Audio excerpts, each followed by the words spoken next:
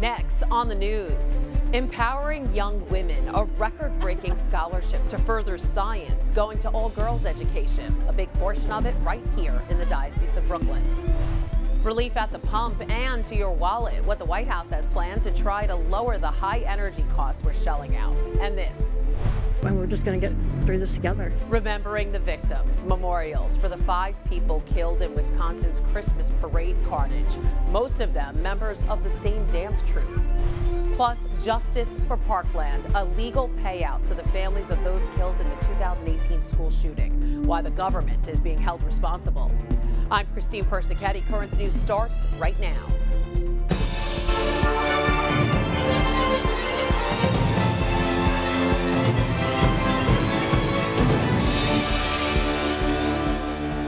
A massive injection of cash is set to empower high school girls here in the Diocese of Brooklyn. A record-breaking scholarship, $2 million, will go in part to Fontbonne Hall Academy in Bay Ridge. The money not coming from some corporate bigwig, but from the Sisters of St. Joseph. Currents News' Jessica Easthope reports. With every ring of that class bell, the girls at Fontbonne Hall Academy are one step closer to their futures. That means something different to all of them. But sophomore Anaya Qayyum knows her dreams of becoming an oncologist wouldn't be possible without her scholarship. I was so excited. My parents were so excited that they were going to be able to further my education at such an amazing school that offers so many opportunities. I'm really excited for other girls to experience that as well. Right now, 1/3 of Fontbonne's 350 students are on scholarship or financial aid. But Principal Marianne Spitsiarich says maybe next year it will be half the school, thanks to a $500,000 donation by the Sisters of St. Joseph. It's simply transformative, the fact that we can provide them with, cutting-edge 21st century learning spaces and support the girls who really want to be here. Half of that money will go toward scholarships and financial aid. The rest of the donation will be for capital improvements and operations needs. A study of 2 California schools showed it took nearly a decade for the girls' school to raise what the boys' school did in 1 year. And that trend isn't just confined to the United States. It's global. According to a UK study of more than 1 million database records, donations to boys' schools were 4 times that of girls' schools. The biggest donations Fontbonne has seen haven't even come close to the $500,000 gift. Girls need to have a place to come and learn how to be change makers. The money came from the sale of St. Joseph's High School in Brooklyn. Sister Angela Gannon says the $2 million to be divided among 4 schools is life-changing for students. But supporting future women leaders is priceless. Our hope would be that any student who wanted to come to Fontbonne, to Mary Louis, to Sacred Heart, to Maria Reina would be able to come. Fontbonne plans to use part of the money to build a state-of-the-art science lab. For Anaya and her classmates, the opportunity gives them a closer look at their potential and the power of Catholic education. We learn how to be aware of more than just ourselves, and I feel like that's so important. The rest of the money from the sale of St. Joseph's will be put in a trust. Each of the schools are welcome to submit proposals to get more money in the future. In Bay Ridge, Jessica Easthope, Currents News. Fontbonne is starting a matching gift donation for alumni and friends starting on Giving Tuesday, November 30th. To donate, visit fontbonne.org/givingbeyond. Also getting into the season of giving, Net TV's parent company, DeSales Media Group. The company donating Thanksgiving dinners Monday just in time for Thursday. I'll be honest with you, it was nice, right? 100 turkeys distributed by NYPD Community Affairs were given to 3 parishes around the diocese: Holy Child Jesus Church in Richmond Hill, Queens, St. Martin de Porres Parish in Crown Heights, Brooklyn, and Transfiguration Parish in South Williamsburg. We're told these churches have the most parishioners in need, as you can see from the long lines of people. All 3 parishes have food pantries that regularly give to struggling families. You too can get into the spirit of giving thanks to the tablet newspaper. It's once again launching its Bright Christmas campaign. The drive is an annual effort by the paper to help ensure every child in the diocese will have a very Merry Christmas. Generous readers send in their donations, which last year amounted to more than $100,000, and that money is in turn given to parish and diocesan agencies. What they do with that money, that's the heartwarming part. They give toys to kids in need, hold holiday parties for those from low-income backgrounds, and so much more. To donate to the Bright Christmas Fund, you can go online to thetablet.org and click on Bright Christmas, or if you're a subscriber to the paper, just fill out the slip provided inside, make your check out to the Bright Christmas Fund, and mail it to Bright Christmas LB number 2118, second line, P.O. Box 95,000. That's in Philadelphia with the zip code 19195. Millions of Americans are beginning to board their flights ahead of the Thanksgiving weekend, but you might want to plan some extra time at the airport. The TSA expects the number of people traveling this year to rival pre-pandemic levels. Are the airlines ready for the travel trouble? Pete Muntean takes a look. The frustrations of Thanksgiving travel are back at airports across the country. The latest estimate from the TSA that 20 million people will take to the skies for the holiday. That means this year's rush will look nothing like it did last year. It's almost back to what it was before the pandemic. It's good to finally feel kind of normal again. People feel really safe about leaving and are excited to reconnect with friends and family. Now the question is whether airlines can handle this rebound. United Airlines Network Operations Center in Chicago is monitoring 3,900 departures a day, packed with the most passengers since the start of the pandemic. I'm ready to deliver a great product to our customers. Operations Director David Kensick says the goal here is to head off staffing and weather delays before they cause you to miss your flight. I am confident in delivering a safe and reliable operation this Thanksgiving. Shortages of flight crews contributed to schedule meltdowns at both Southwest and American Airlines in October, leaving thousands stranded by canceled flights. Captain Dennis Tager represents the American Airlines Pilot Union. If management fails after Mother Nature hits and a storm hits to connect us to the airplane, then you've got headlines. American says 1,800 flight attendants just returned from pandemic leaves of absence. It is also paying flight attendants time and a half for working this week. But American's 14,000 pilots say that is not enough and turned down a similar offer to send a message. It's incredibly frustrating because we don't see the structural changes happening. Airlines insist they are out of the woods and are ready for their biggest test of the pandemic. Through all the challenges we faced, it's just made us a bit more agile in dealing with any issues that come up, so we are more prepared when we get to the holiday season. That was Pete Muntean reporting. The TSA expects the busiest air travel day to be the Sunday after Thanksgiving, so good luck to all you flyers out there. President Joe Biden making moves to try to bring some relief to the high prices we're paying at the pump. He's ordering 50 million barrels of oil to be released from America's strategic reserve to help bring down energy costs. The move happening in concert with some of the world's other top fuel-consuming countries. High gas prices. This is a problem, not just here in the United States, but around the world. The price of gasoline has reached record levels recently in Europe and in Asia. India, Japan, the Republic of Korea, and the United Kingdom have agreed to release additional oil from their reserves, and China may do more as well. This coordinated action will help us deal with the lack of supply, which in turn helps ease prices. Gas prices in the U.S. right now are more than 50% higher than a year ago. The reserves will be opened up between January and April. In the meantime, more than 48 million Americans are expected to drive to their holiday destinations this Thanksgiving. Meanwhile, the federal government has reached a multi-million-dollar settlement with the families of victims of the 2018 Parkland High School shooting. The Justice Department now has to cough up nearly $130 million after more than a dozen families sued the DOJ over the FBI's failure to stop the gunman. In their lawsuit, the families say the Bureau received tips about the shooter well before he killed 17 people at the Florida high school. We're learning more about the driver of that SUV that plowed through a Christmas parade in Waukesha, Wisconsin, killing 5 and injuring dozens more. The suspect, Darrell Brooks Jr.'s last arrest was for almost the same exact crime. Police say he ran over the mother of his child with a car.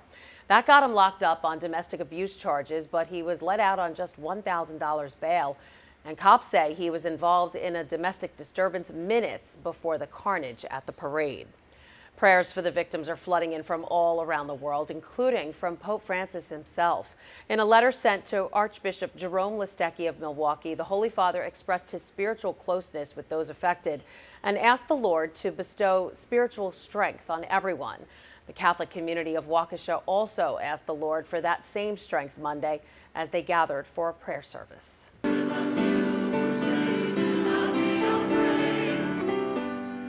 The group of 4 parishes holding the service at St. William's Church, with thousands of other faithful joining in live on Facebook. Church leaders said they are currently monitoring the impact of the tragic event and ministering to the parishioners who were there.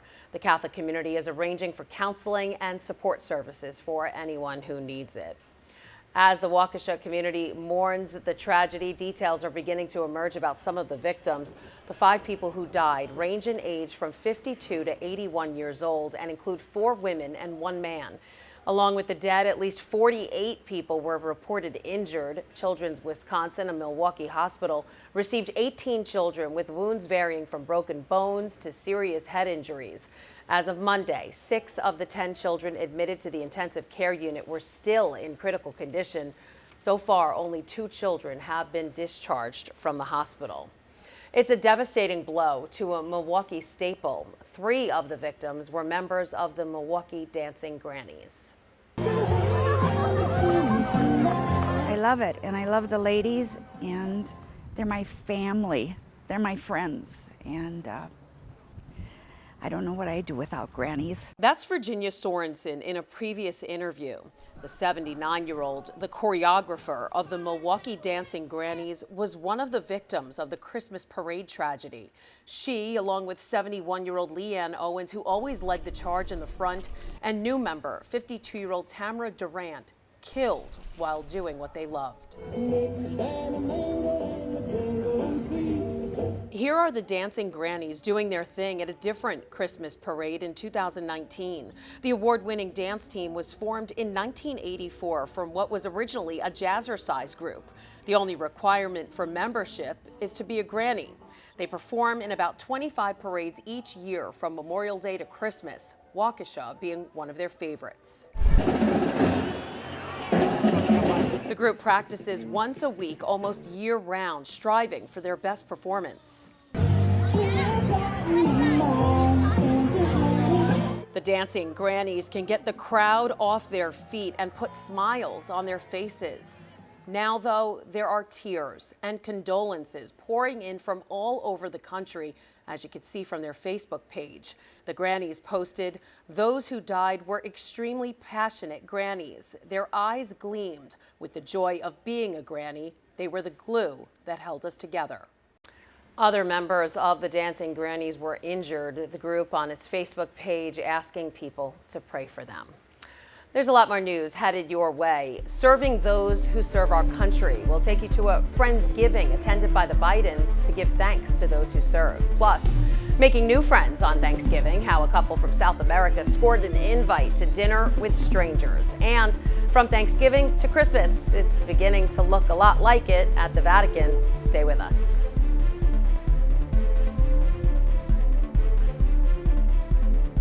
There are now some big changes to the tablet website.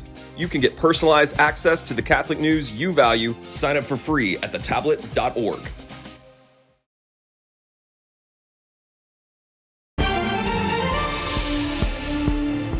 With Thanksgiving right around the corner, President Joe Biden and First Lady Jill Biden traveled to Fort Bragg, North Carolina to celebrate Friendsgiving with military service members and their families. It was all part of the Joining Forces initiative. The first couple served food to about 250 attendees, including elected officials, service members, and the families of deployed soldiers. Many of us know the pang of getting through a holiday when we're far from home. So one couple from South America, who's now living in the U.S., decided to reach out on social media to see if anyone wanted to host them for Thanksgiving dinner. Their request was picked up by a neighbor who's now setting extra places at her table and welcoming in some strangers. Rob Way has their story from Cambridge, Massachusetts. Susana Orrego and her husband recently moved to Boston from the country of Colombia. She's a student at Harvard Medical School, and with no classes later next week, she wanted to experience something she never had before: Thanksgiving. So I said, like, okay, I will make a crazy post if anyone wants to share Thanksgiving with two strangers. She turned to the neighborhood website next door, asking if anyone wanted to host the couple for Thanksgiving. What happened next shocked her. The post was flooded with dozens of comments and invites, including this one from Carol Lesser, who said they're welcome to come to her house. The post looks like that. Carol is a nurse practitioner who lives in the same part of town as Susanna and her husband, and to her, the post was personal. When I was a young person, I'm a nurse practitioner now, but before I did this, I traveled around the world and strangers took me into their home. I never imagined she would choose us. I felt like I won the lottery. She was amazing. Like, she sent me the post, she replied super quickly, and she said, like, hey, you can share with me and my long family. Sometimes it's not only study your master's degree and live here 2 years, it's try to experience the culture. And Carol couldn't agree more. I think that, she will have a better sense of what we're all about in this country, and that we're here to help her as well. I hope it leads to, other meetings down the road, and if she likes it, she's invited forever. That is so nice. That was Rob Wade reporting. Susanna says on top of this being her first Thanksgiving, it will also be her first time ever eating turkey. Turning now to the priest who became a personal friend and mentor to the Pope. A new book out now is detailing the life of the man who knew the pontiff when he was simply Jorge Bergoglio, baptizing him into the faith and even guiding the young Argentinian to his vocation. Claudia Torres has that story. Before he became the Pope, or was made a cardinal, Jorge Bergoglio was baptized by his local priest, Father Enrico Pozzoli, a Salesian missionary from Italy. Ferruccio Palavera is a veteran journalist from Lodi, the town in northern Italy where Father Pozzoli was born and raised before leaving for Argentina, and has become an expert on his life. When Pope Francis was elected, I began to receive phone calls and requests from journalists from Buenos Aires that wanted information about Father Enrico Pozzoli, the priest who married the Pope's parents, who baptized the Pope, who baptized 3 of his brothers and sisters, and above all, who accompanied him into seminary. His new book, I Made the Pope a Christian, tells the story of Father Pozzoli and how he guided the future Pope towards the priesthood, including convincing the reluctant Bergoglio family to let him enter the seminary. All the Bergoglios gather to celebrate 25 years of marriage of the two married by Father Enrico, and in the middle of the party, Father Enrico turns to the mother and says, "Listen, why don't you want your son to go into the seminary?" And in the joy of the party, she says, "If he wants to go, let him go." At which point he turns to everyone and says, "You all heard her, right?" While conducting research on his life, Palavera wanted to consult a primary source and wrote a letter to the Pope. To his surprise, he later received a call from Pope Francis himself. He invited me to Rome and gave me an interview, me and him, about Don Pozzoli. And among the exceptional things he gave me was a picture from when he was 15 and was serving Mass for Don Pozzoli. That picture ended up making it onto the book's cover. Complete with the Pope's contribution, I Made the Pope a Christian demonstrates the significant influence Don Pozzoli's character had on a young boy who would grow up to lead the Catholic Church. Considering Pope Francis's focus on the margins, his love of the poor, and his global view of the Church, it's no surprise that he learned what it means to be a Christian from a missionary. That was Claudia Torres reporting. Pope Francis has publicly attributed his priestly vocation to the Salesians because of Father Enrico. Trappist monk Father Jean-Pierre Schumacher, the last survivor of a 1996 massacre in Algeria, died at the age of 97. A message released by the Trappist community in Morocco says the French monk left in peace as he has been all his life. He was one of 2 surviving members of the Tiberine monastery that was attacked by members of the armed Islamic group during Algeria's 10-year civil war. Still to come on Currents News, a horse and carriage made a special delivery to the White House to help kick off the Christmas season. And move over Rudolph, some new baby reindeer may be coming for your job. Why their birth is so extraordinary.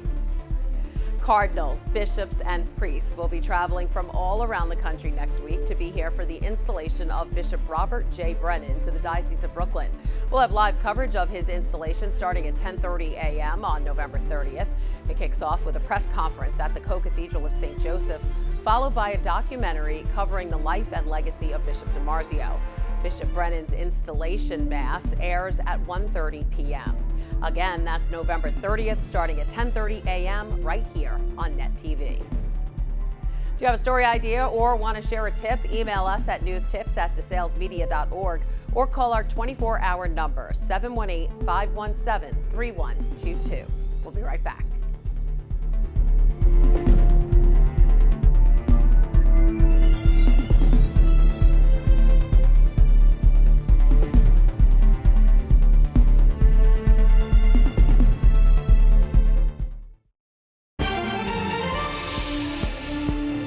Reindeer aren't usually born as twins and survive, but a rare pair in Alaska has beaten the odds just in time for the holidays.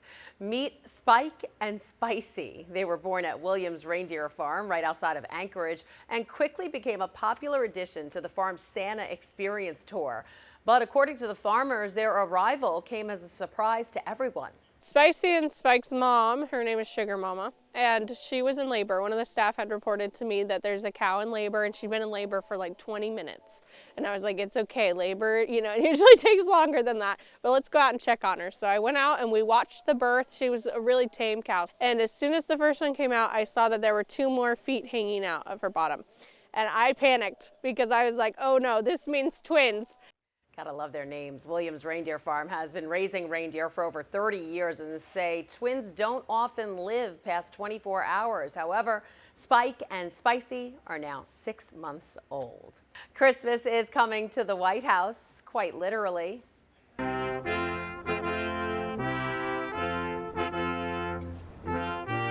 Christmas is coming to the White House, quite literally. First Lady Jill Biden receiving the official 2021 White House Christmas tree Monday afternoon.